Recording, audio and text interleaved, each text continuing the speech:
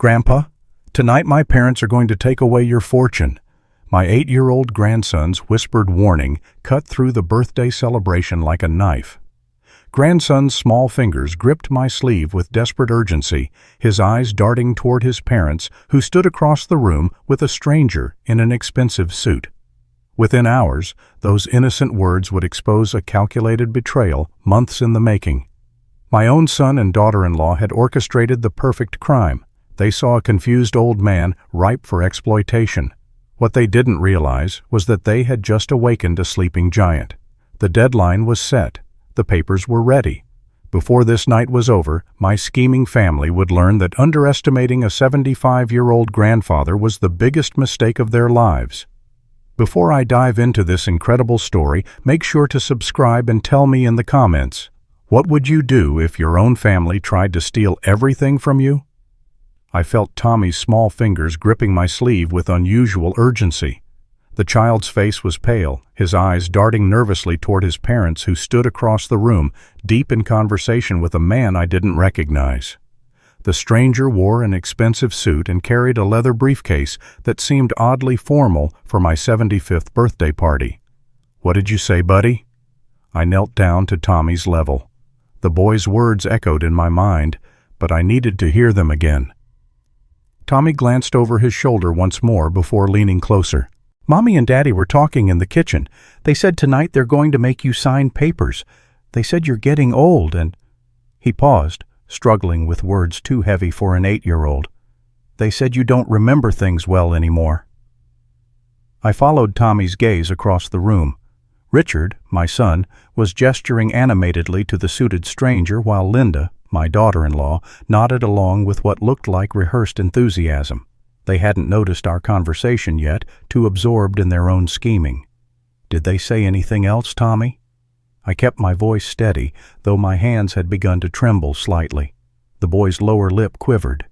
"They said after tonight everything would be different, and that I shouldn't tell you because it would make you confused." He looked up at me with those innocent brown eyes. "But Grandpa, you don't seem confused to me. You remember everything. My baseball games, my favorite books, even my friends' names." I pulled Tommy into a gentle hug, my mind racing. Over his shoulder, I watched Richard shake hands with the stranger. The man's briefcase was now open, revealing what appeared to be legal documents. The pieces were falling into place with sickening clarity. "You did the right thing telling me, buddy," I whispered into Tommy's ear. "Sometimes grown-ups make mistakes, and it takes someone brave like you to help fix them." As I stood up, I noticed Linda had spotted our conversation. Her smile faltered for just a moment before she plastered it back on and began walking toward us. I had maybe 30 seconds before she arrived and would likely try to separate Tommy from me.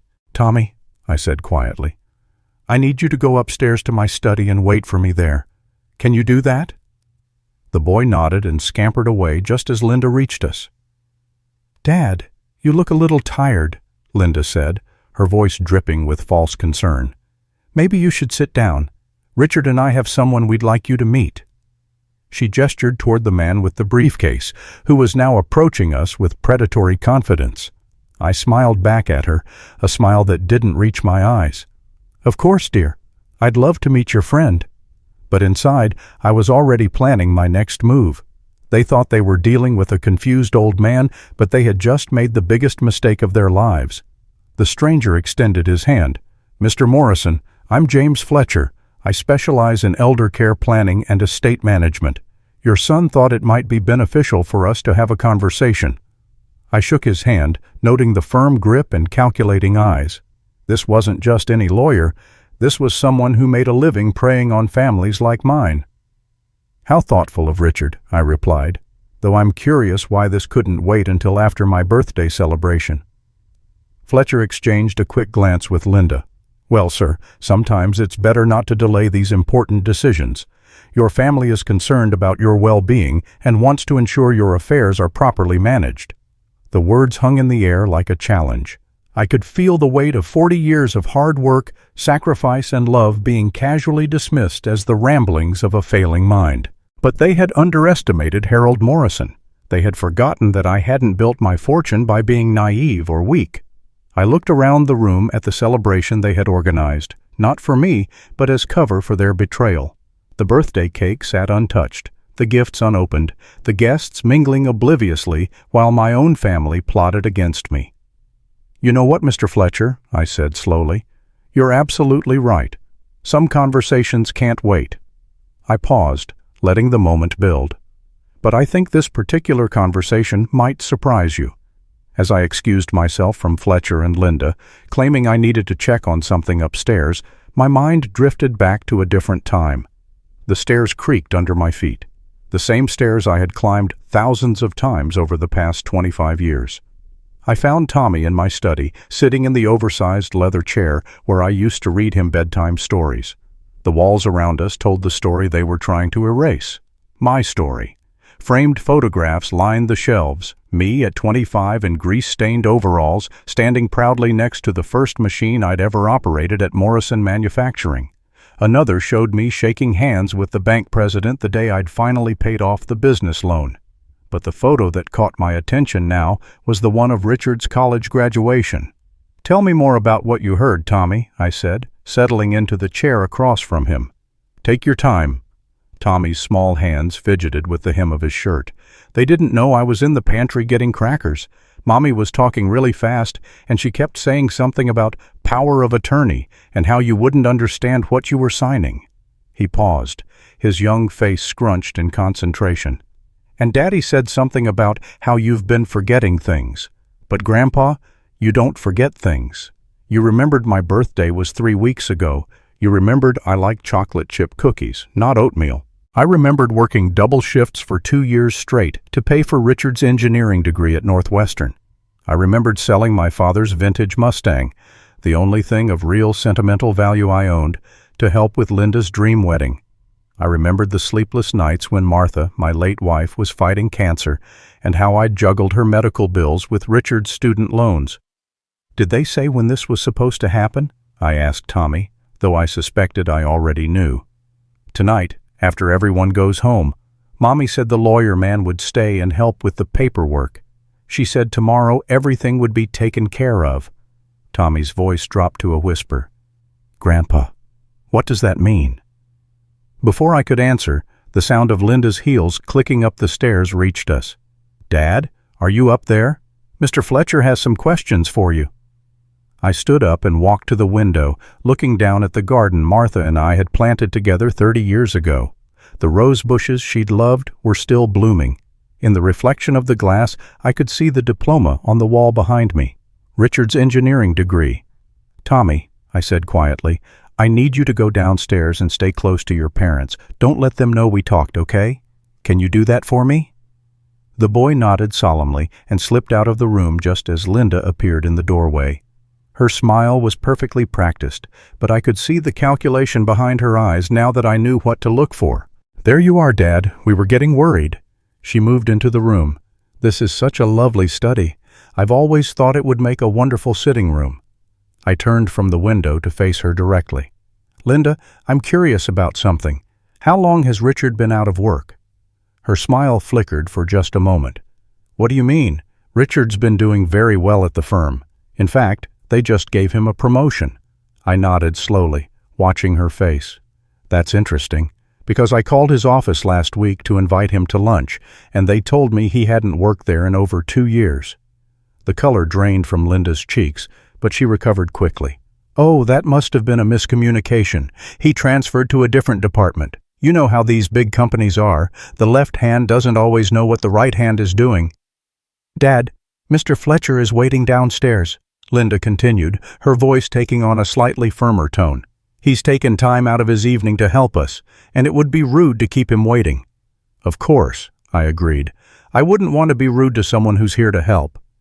As we walked back downstairs, I caught sight of Richard hovering near the kitchen doorway.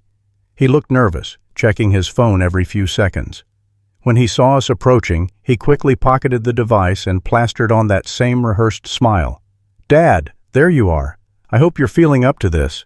I know it's your birthday, but Mr. Fletcher had a cancellation in his schedule, and I thought it would be better to take care of this sooner rather than later."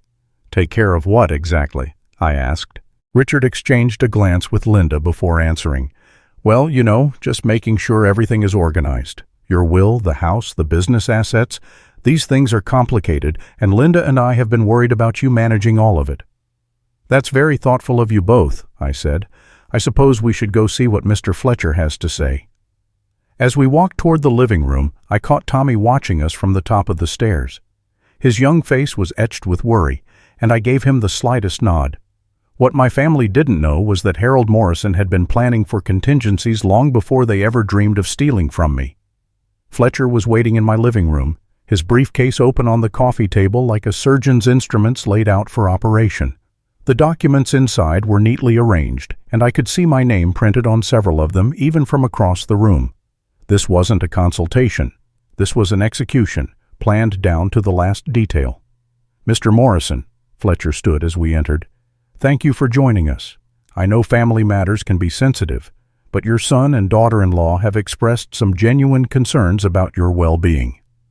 I settled into my favorite armchair, the one Martha had bought me for my 60th birthday, and studied Fletcher's face. He had the practiced sympathy of a funeral director, all professional concern masking the hunger in his eyes. "What kind of concerns?" Richard perched on the edge of the sofa, his hands clasped so tightly his knuckles were white. "Dad, we've noticed you've been, forgetting things lately. Small things, but they add up. Last week you couldn't remember where you put your reading glasses, and sometimes you repeat stories." "I see," I said slowly. "And this concerns you because—" Linda leaned forward. "Dad, we love you, but managing all your assets, the house, the business interests, it's a lot for anyone, especially at your age. We just want to help shoulder some of that burden." Fletcher nodded gravely. "Mr. Morrison, what your family is suggesting is quite common. A power of attorney arrangement would allow them to help manage your affairs while you retain full control of your life. It's simply a safety net." I looked around the room at these three conspirators. The birthday cake still sat on the dining room table, my name written in cheerful blue frosting. "Happy birthday, Harold." "That's very thoughtful," I said. "But I'm curious, Mr. Fletcher, how exactly did Richard find you? I mean, what led him to choose your services specifically?" Fletcher's smile didn't waver, but I caught a micro-expression, the slightest tightening around his eyes. "Word of mouth primarily. I specialize in elder care planning, and I've helped many families navigate these difficult transitions." "Transitions," I repeated the word, tasting its implications. Interesting choice of words. Richard shifted uncomfortably. "Dad, we're not trying to take anything away from you. We just want to make sure you're protected. What if something happened? What if you had a medical emergency? Like what happened to your mother?" I asked quietly. The room fell silent. Martha's battle with cancer had lasted 2 grueling years, during which I'd managed every medical decision, every insurance claim, every treatment option without once asking for Richard's help. I'd been her advocate, her caregiver, her financial manager, and her emotional support. "That's different, Dad," Richard said softly. "You were younger then." "I was 73 when your mother died," I replied. 2 years ago. Are you saying I've deteriorated that dramatically in 24 months? Linda stepped in smoothly. "Dad, it's not about deterioration. It's about preparation. What if you fell down those stairs? What if you had a stroke? Who would pay the bills? Who would make the medical decisions?" "The same person who's been making them for the past 5 years, I said. "Me." Fletcher cleared his throat. "Mr. Morrison, with respect, your family's concerns aren't uncommon. Many elderly individuals resist these arrangements initially, but they often come to appreciate the peace of mind they provide." I studied Fletcher more carefully now. His suit was expensive, but not custom-tailored. His briefcase was leather, but showed signs of heavy use. His business card, which he'd placed on the table, had a generic design that could have been printed at any office supply store. This wasn't some high-end estate planning attorney. This was someone who made a living off family desperation. "Mr. Fletcher," I said, "I'm curious about your practice. How long have you been specializing in elder care planning?" "About 15 years, he replied without hesitation. "And your law school?" For the first time, Fletcher's composure cracked slightly. "Northwestern," he said after a pause. I nodded. "Northwestern has an excellent law program. I should know. I helped pay for Richard's engineering degree there. I'm sure they keep good records of their graduates. What year did you finish?" Richard frowned, shifting in his seat. Linda's fingers drummed against her purse. Fletcher tugged at his collar. "Mr. Morrison," Fletcher said, his voice taking on a sharper edge, "I understand you might have reservations, but your family is here because they care about you. Sometimes the people closest to us can see changes that we can't see in ourselves." "You know what?" I said, standing up slowly. "You're absolutely right. Maybe I should listen to my family." I walked to the mantelpiece and picked up a framed photo of Martha and me on our wedding day. "My late wife always said family comes first." Richard and Linda both leaned forward eagerly. Fletcher reached for his pen. "But," I continued, turning back to face them, "before I sign anything, I'd like to understand exactly what I'm agreeing to. Could you walk me through the documents?" Fletcher's hand paused over the papers. "Of course. This first document establishes a durable power of attorney, allowing Richard and Linda to make financial decisions on your behalf when necessary." "When necessary," I repeated, "and who determines what's necessary?" "Well, the document outlines various triggering events, hospitalization, diagnosis of cognitive impairment, that sort of thing." "And this document here?" I pointed to another paper. "That's a revision to your existing will, updating the distribution of assets and naming Richard as the primary executor." I picked up the document and read the first paragraph. The legal language was dense, but the intent was crystal clear. Everything I owned would be placed under Richard's control, with Linda as co-trustee. My house, my business assets, my savings, even my checking account. "This is quite comprehensive," I said. "It looks like you've thought of everything." "We just want to make sure you're taken care of, Dad," Richard said, though his voice sounded strained. I set the document back on the table and looked at my son. Really looked at him. When had his face become so gaunt? When had those dark circles appeared under his eyes? And Linda, sitting there in her designer clothes and expensive jewelry, how had I missed the calculating coldness in her expression? "I have a question," I said, sitting back down. "If I sign these documents tonight, when do they take effect?" Fletcher consulted his papers. "The power of attorney would be effective immediately, though your family would only exercise it when circumstances warrant. The will revisions would take effect upon probate." "Immediately," I nodded. "So tomorrow morning, Richard and Linda could access my bank accounts?" "Only if necessary for your care and well-being," Fletcher said quickly. "Of course." I leaned back in my chair and closed my eyes for a moment, as if the conversation was exhausting me. When I opened them, all three were watching me with barely concealed anticipation. "You know what?" I said, my voice suddenly frail and uncertain. "I think I need some time to process all this. It's a lot to take in, and I'm feeling a bit overwhelmed." Richard jumped up immediately. "Dad, are you okay? Do you need to sit down? Maybe some water?" "I'm just tired," I said, letting a slight tremor creep into my voice. "Could we perhaps continue this conversation tomorrow? Mr. Fletcher, would that be possible?" Fletcher's jaw tightened almost imperceptibly. "Well, I do have a rather busy schedule, but I suppose I could make arrangements." "Actually," Linda interjected, "Dad, wouldn't it be better to just finish this tonight? You're clearly stressed about it, and once it's done, you won't have to worry anymore." "I suppose you're right," I said, reaching for Fletcher's pen. "No point in delaying the inevitable."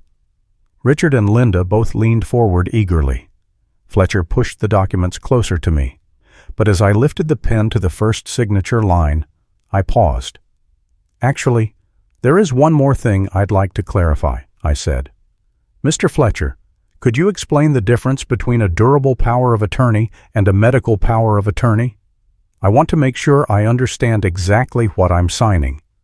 Fletcher's face flushed slightly. "Well," he stammered, "they're similar documents that serve different purposes." I set the pen down and looked directly at him. "You know what, Mr. Fletcher? I think I'd like to have my own attorney review these documents before I sign them. I'm sure you understand, it's just good business practice." The temperature in the room seemed to drop 10 degrees. Richard's face went pale, Linda's smile turned razor sharp, and Fletcher's professional mask finally slipped completely. "Dad," Richard said, his voice tight with barely controlled frustration. "We're trying to help you. Don't you trust us?" I looked at my son, at the man I'd sacrificed so much for, and realized that somewhere along the way he'd learned to see my love as weakness and my generosity as entitlement. "Trust," I said quietly, "is something that has to be earned, Richard, and I'm beginning to wonder if I've been too trusting for too long." The battle lines were drawn now. They knew I was suspicious, and I knew they were desperate. What they didn't know was that the mild-mannered grandfather they'd been manipulating for months was about to disappear forever. In his place stood Harold Morrison, the man who'd built Morrison Manufacturing from a single broken lathe, who'd negotiated million-dollar contracts, who'd never backed down from a fight in his life. The sleeping giant was fully awake now, and he was furious. The silence that followed my statement about trust was deafening. I could hear the antique clock on the mantel ticking away the seconds, each tick marking another moment of their growing panic. Fletcher was the first to break. "Mr. Morrison, I understand your caution, but having another attorney review standard documents might delay things unnecessarily. These are fairly straightforward arrangements." "Straightforward," I repeated, standing up and walking to my desk in the corner of the room. "You know, Mr. Fletcher, I've been in business for over 40 years. One thing I learned early on is that when someone pressures you to make a quick decision on something important, it's usually because they don't want you thinking too hard about what you're agreeing to." I opened the desk drawer and pulled out a thick manila folder. The sight of it made Richard shift nervously in his seat. "What's that, Dad?" he asked, though his voice had lost its earlier confidence. "Oh, just some paperwork I've been reviewing," I said casually, setting the folder on the coffee table next to Fletcher's documents. "You see, when someone starts questioning your mental capacity, it makes you want to prove just how sharp your mind really is." Linda's perfectly manicured fingers drummed against her purse. "Dad, we never questioned your mental capacity. We just think—" "You just think I'm too old and confused to notice what's been happening in my own house," I interrupted, my voice still calm but carrying an edge that made all three of them sit up straighter. "For instance, Mr. Fletcher, you mentioned you graduated from Northwestern Law School. That's interesting because I called them this afternoon." Fletcher's face went white. "You... what?" "I called the alumni office. A lovely woman named Sarah helped me search their records going back 20 years. No James Fletcher graduated from Northwestern Law in that time frame." I opened my folder and pulled out a printed email. "Would you like to see the confirmation they sent me?"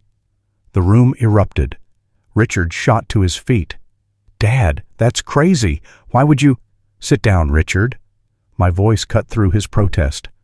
For the first time in years, my son actually obeyed me immediately. Fletcher was already reaching for his briefcase.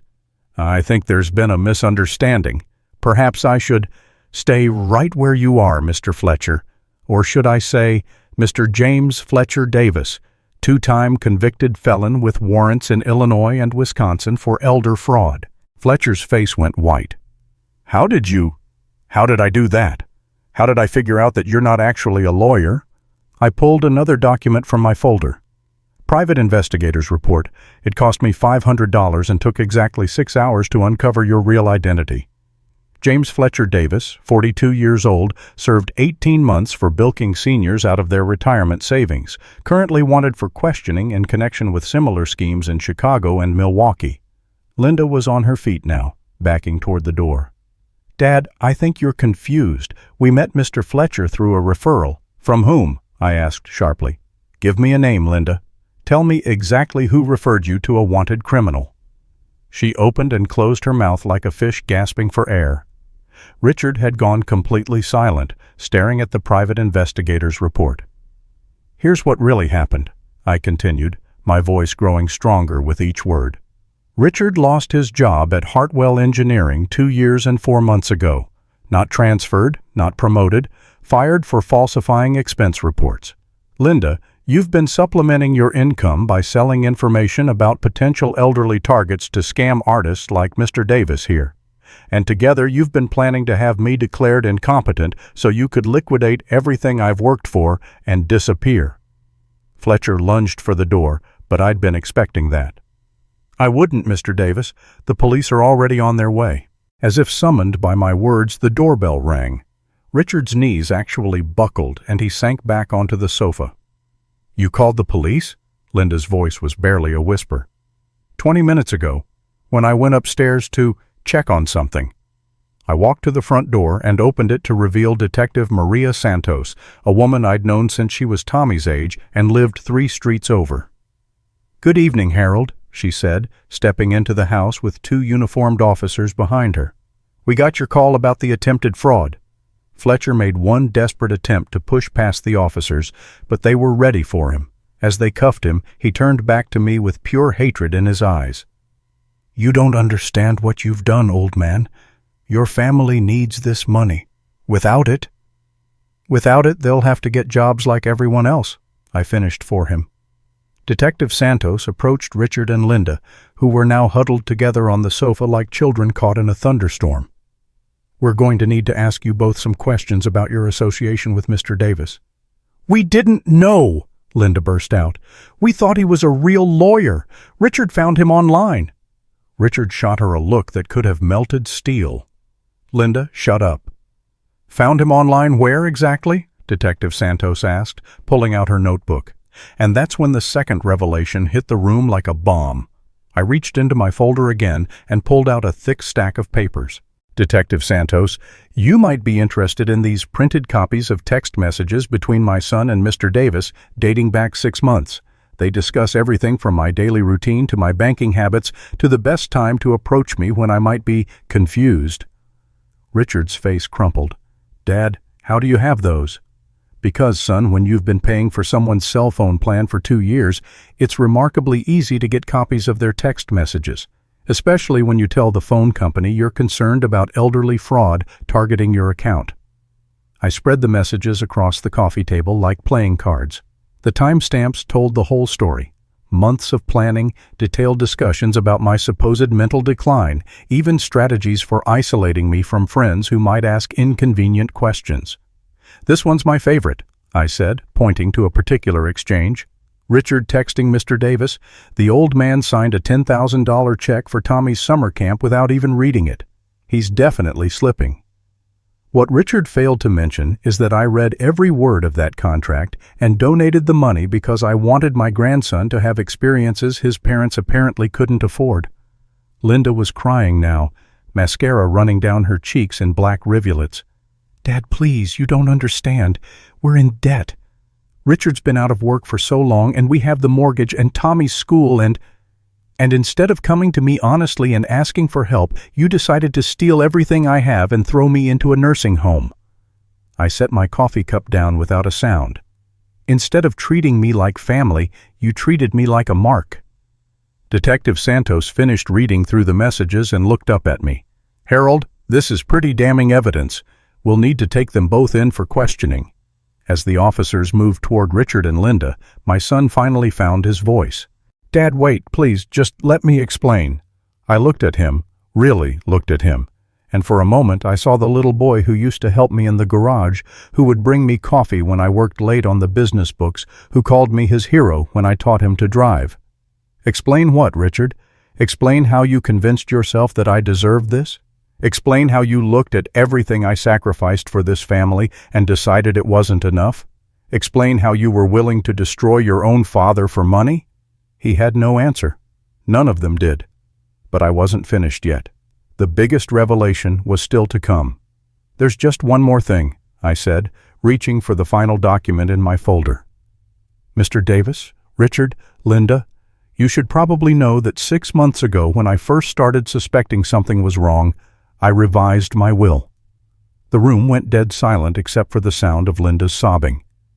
"Everything you thought you were going to steal? It's already in an irrevocable trust for Tommy's education and future. The house, the business assets, the investments, all of it. You can't touch any of it, even if I died tomorrow."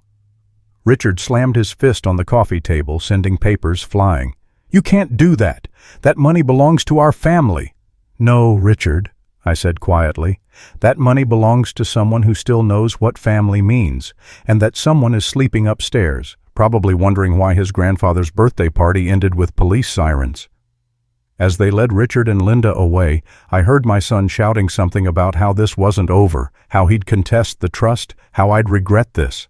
But his words faded as the police cars pulled away, leaving me alone in my living room with the birthday cake that would never be cut and the presents that would never be opened. I looked up to see Tommy standing at the top of the stairs in his pajamas, his young face etched with confusion and fear. "Grandpa?" he called softly. "What happened to Mommy and Daddy?" I climbed those creaking stairs one more time, knowing that everything had changed forever and that the hardest part was still to come, explaining to an 8-year-old boy that sometimes the people who are supposed to love us the most are the ones who hurt us the deepest. But that conversation would have to wait, because there was still one more secret I hadn't revealed, one more twist that would change everything once again. I carried Tommy back to his room, tucking him into the bed that had once been his father's. The boy's eyes were wide with questions I wasn't ready to answer, so I told him we'd talk in the morning and that he was safe, the only truth that mattered right now. When I came back downstairs, Detective Santos was waiting for me in the living room, but she wasn't alone. A tall woman in a federal badge and suit stood beside her, examining Fletcher's abandoned briefcase. "Harold," Detective Santos said, "I'd like you to meet Special Agent Rebecca Sullivan from the FBI's Economic Crime Unit." Agent Sullivan extended her hand with a firm grip and knowing smile. "Mr. Morrison, it's an honor to finally meet you in person. Your work over the past 6 months has been invaluable." Tommy had been right to trust me with his secret, but there was a much bigger secret that no one in my family had suspected. I'd been working with federal law enforcement since the very first time Linda had casually asked about my will at Christmas dinner 6 months ago. "Agent Sullivan," I said, settling into my chair, "will everything go according to plan?" "Better than we hoped," she replied, opening her laptop on my coffee table. "The devices you planted have been transmitting for weeks.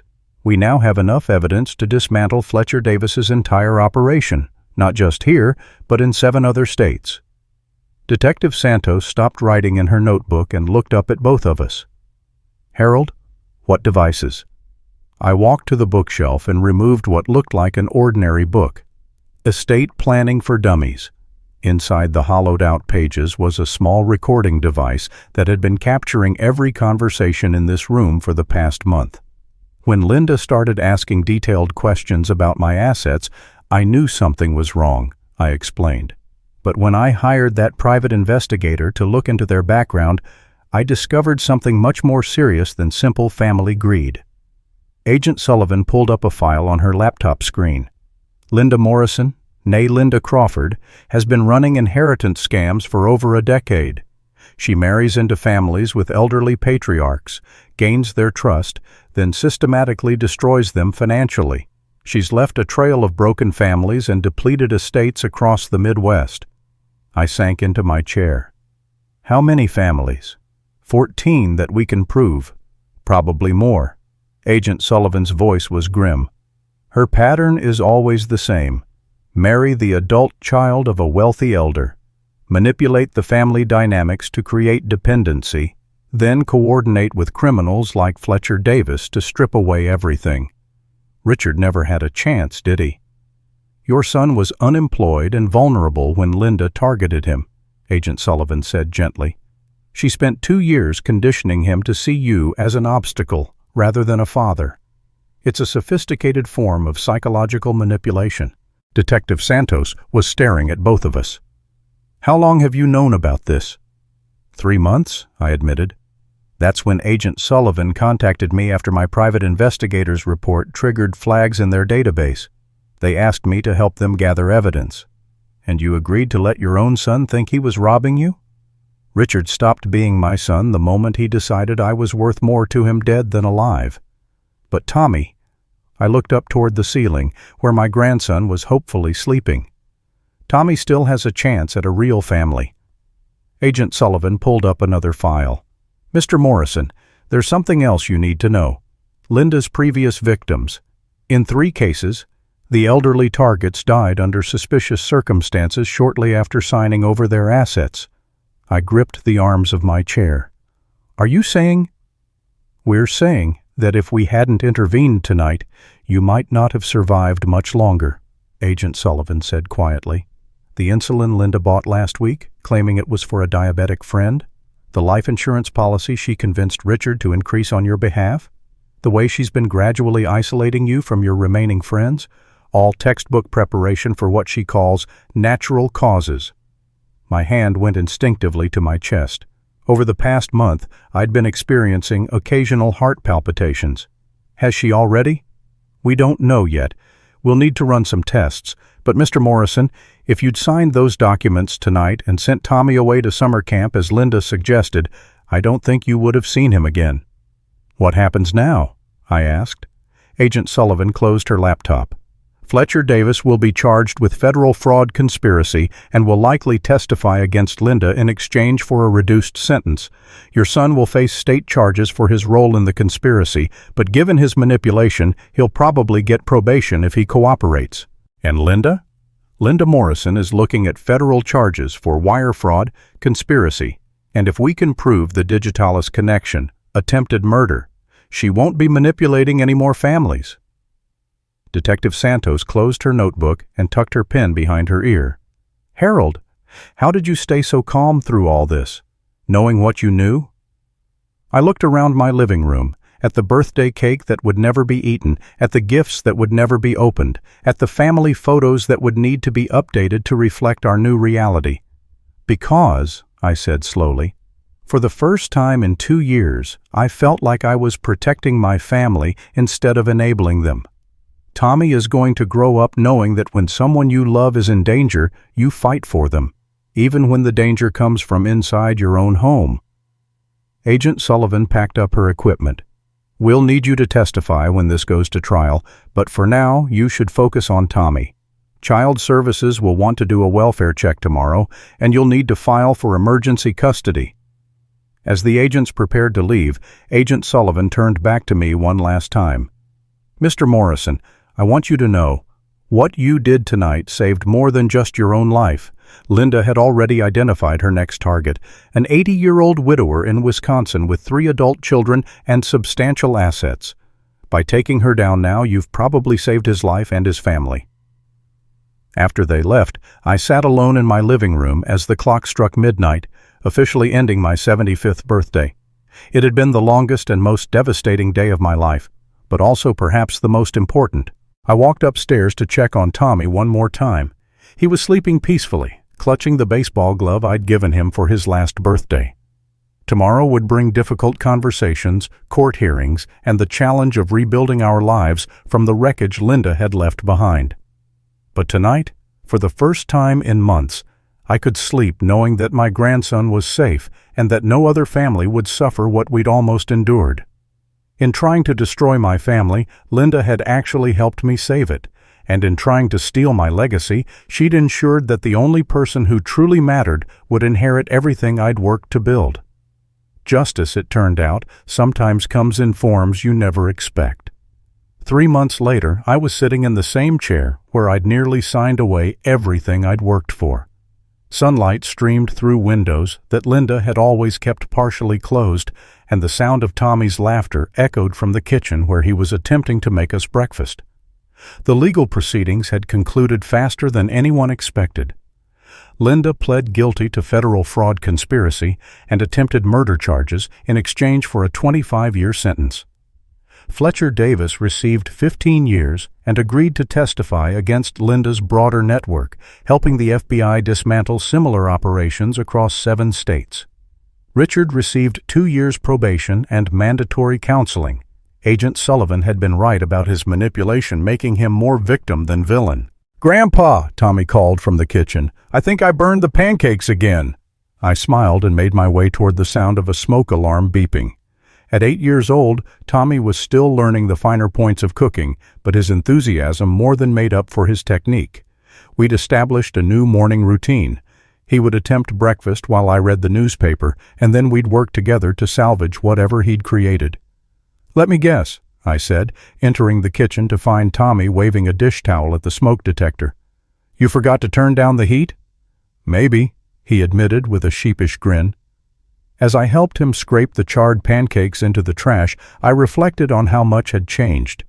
The emergency custody hearing had been a formality. With both parents facing federal charges, the judge had quickly granted me full guardianship. Tommy had taken the news with remarkable resilience, though he still had nightmares sometimes about the night the police came. "Grandpa," Tommy said as we started a fresh batch of pancakes, "do you think Daddy will ever come home?" It was a question he asked at least once a week, and I'd learned to answer it honestly without crushing his hope entirely. "Your father made some very bad choices, buddy. He's getting help now, but it's going to take a long time for him to learn how to make better ones." "And Mommy?" "Your mother?"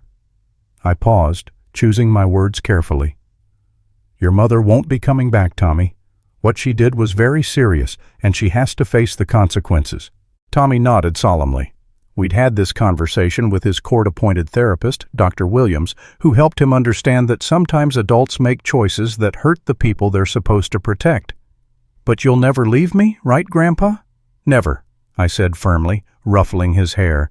"You're stuck with me until you're old enough to leave on your own." "What if I don't want to leave?" I had to blink back unexpected tears. "Then I guess we'll have to make this old house big enough for both of us." The pancakes turned out perfectly this time, golden brown and fluffy, just the way Martha used to make them. As we ate breakfast together, Tommy chattered about his new school friends and his plans for the summer. I'd enrolled him in a different school district, partly for a fresh start and partly because his old school held too many memories of the life Linda had constructed around us. "Mrs. Patterson said I could help her with the school garden," Tommy said between bites. "She's going to teach me how to grow tomatoes." "That sounds wonderful," I replied. "Your grandmother loved gardening. She always said plants could teach you patience. Will you help me plant some flowers for her?" "I'd like that very much." After breakfast, as had become our Saturday tradition, we drove to the cemetery to visit Martha's grave. I'd started bringing Tommy here not just to honor his grandmother's memory, but to help him understand what real family love looked like, the kind that endured beyond death, beyond betrayal, beyond the worst that life could throw at you. Tommy had adopted the habit of talking to Martha's headstone as if she were sitting right there with us. Today he told her about the burned pancakes, about his new friend Marcus at school, and about the baseball game he was going to play next week. "Grandpa's teaching me to throw a curveball," he said proudly. "He says you always wanted to learn how to play baseball too." I knelt beside him, placing fresh flowers on Martha's grave. "She would have loved watching you play," I said softly. "Do you think she knows? What happened with Mommy and Daddy?" "I think she knows everything," I replied. "And I think she's proud of how brave you've been." As we walked back to the car, Tommy slipped his small hand into mine. "Grandpa, do you ever get scared?" "Sometimes," I admitted. "But being scared isn't always bad. Sometimes it helps us recognize when something important is at risk." "Like family?" "Especially like family." The drive home took us past the community center where Tommy had started playing Little League. I'd signed him up partly to give him a normal childhood activity and partly because I wanted him to learn what healthy competition looked like, winning and losing with grace, supporting your teammates, working toward common goals. "Coach Martinez wants to meet with you next week," Tommy said as we pulled into our driveway. "He thinks I might be ready for the travel team." "That's quite an honor," I said. "Are you interested?" "Only if you want to come to all the games. Tommy, I wouldn't miss them for the world." That evening, as had become our routine, we sat in the study going through photo albums. I'd started this tradition to help Tommy understand his family history, the real history, not the fiction Linda had created.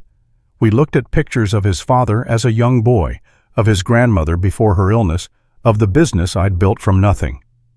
"Tell me again about the first machine shop," Tommy said, pointing to a faded photograph of me standing proudly next to a piece of equipment that looked ancient even then. "I bought that lathe with money I'd saved for 2 years," I began, launching into a story I'd told dozens of times, but that he never tired of hearing. "Your grandmother thought I was crazy, borrowing money to buy broken machinery." "But you fixed it." "We fixed it. Your grandmother helped me rebuild that entire engine. She was better with the small parts than I was." As Tommy drifted off to sleep that night, I remained in the study, surrounded by the photos and memories that Linda had tried to erase. The private investigator's report still sat in my desk drawer, along with Agent Sullivan's business card and the court documents that had finalized Tommy's custody arrangement. I'd learned things about trust and family over these past months that I wished I'd never had to learn. I'd discovered that love without boundaries becomes enabling, that generosity without wisdom becomes exploitation, and that sometimes protecting the people you care about means accepting painful truths about the people you thought you knew. But I'd also learned that real family isn't defined by blood or marriage certificates or legal documents. A real family is defined by who shows up when everything falls apart, who tells you the truth even when it hurts, and who chooses to build something better from the wreckage of what came before. Tommy had shown up when it mattered most, risking his parents' anger to warn me about their plans. That 8-year-old boy had demonstrated more loyalty and courage than the adults who'd raised him. As I turned off the lights and headed to bed, I passed Tommy's room one more time. He was sleeping peacefully, his baseball glove on the nightstand and a picture of Martha on his dresser. This was what I'd been fighting for, not just my money or my house or my dignity, but the chance to give one small boy a better definition of what family could be. The doorbell rang, interrupting my thoughts. It was past 9 o'clock on a Saturday, an unusual time for visitors. I opened the door to find Richard standing on my front porch, looking thinner and older than I remembered. "Hello, Dad," he said quietly. "I was wondering if we could talk." I looked at my son, really looked at him, and saw someone I barely recognized. The arrogance was gone, replaced by what looked like genuine remorse. His clothes were clean but inexpensive. His car was older and practical rather than flashy. "Tommy's asleep," I said finally. "I know. I wanted to apologize for everything and to ask if there's any way I could earn the right to see him again." I studied Richard's face, searching for signs of manipulation or hidden agenda. What I saw instead was a broken man who'd lost everything and was trying to figure out how to rebuild from nothing, the same position I'd been in 40 years ago when I'd started my business. "That's not up to me," I said finally. "That's up to Tommy, and it's up to you proving that you've learned what family actually means." Richard nodded, tears beginning to form in his eyes. "I know I don't deserve a second chance, but if there's any way—" "There's always a way," I said. "But it starts with becoming the kind of person Tommy can respect, not just the kind of person who wants something from him." As Richard walked back to his car, I realized that my story wasn't really about revenge at all. It was about the difference between justice and vengeance, between protecting family and destroying it, between the wisdom that comes with age and the bitterness that can poison everything it touches. Tomorrow would bring new challenges, new opportunities to teach Tommy about integrity and courage. But tonight, as I locked the door and turned off the lights, I felt something I hadn't experienced in years. Peace. The house was quiet, except for the soft sound of Tommy breathing in his sleep, and for the first time since Martha's death, I felt like I was truly home. If you enjoyed hearing about how one grandfather fought to protect his family and found justice against those who tried to destroy everything he'd built, please share your thoughts in the comments below. Have you ever faced betrayal from someone you trusted? How did you handle it? Your stories help others who might be facing similar challenges. Subscribe to hear more stories about families, justice, and the courage it takes to start over, and click the video on your screen to discover what happened when another family's greed led to consequences they never saw coming. Thank you for listening to my story.